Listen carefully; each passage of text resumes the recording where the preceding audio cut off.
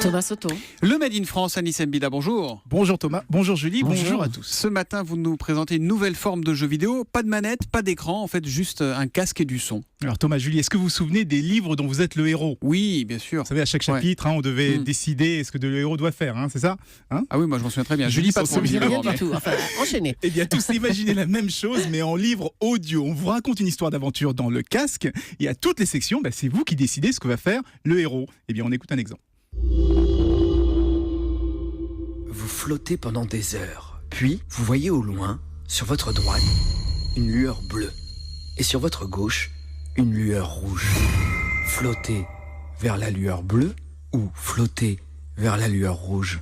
Alors Thomas, nous Européens, on est bleu, les rouges c'est pas notre truc, donc on va vers le bleu. Nous. Exactement, on se croit dans Matrix, c'est assez amusant. Alors ça marche avec son téléphone portable et à chaque fois on a le choix qu'entre deux options seulement. Du coup, pas besoin de regarder l'écran, il suffit d'utiliser la touche volume de son téléphone.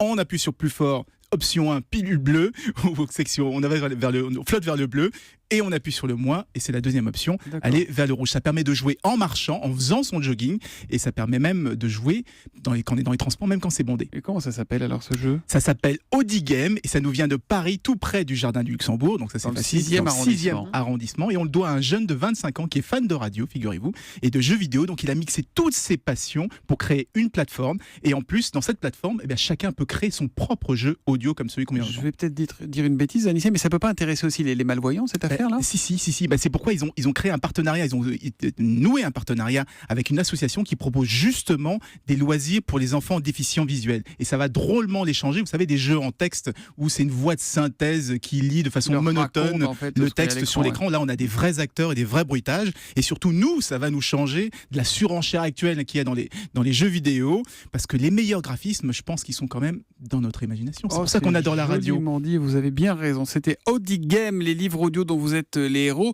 C'est du Made in Paris ce matin avec Anissé Mbida qu'on retrouve demain matin. À demain, Anissé. À demain.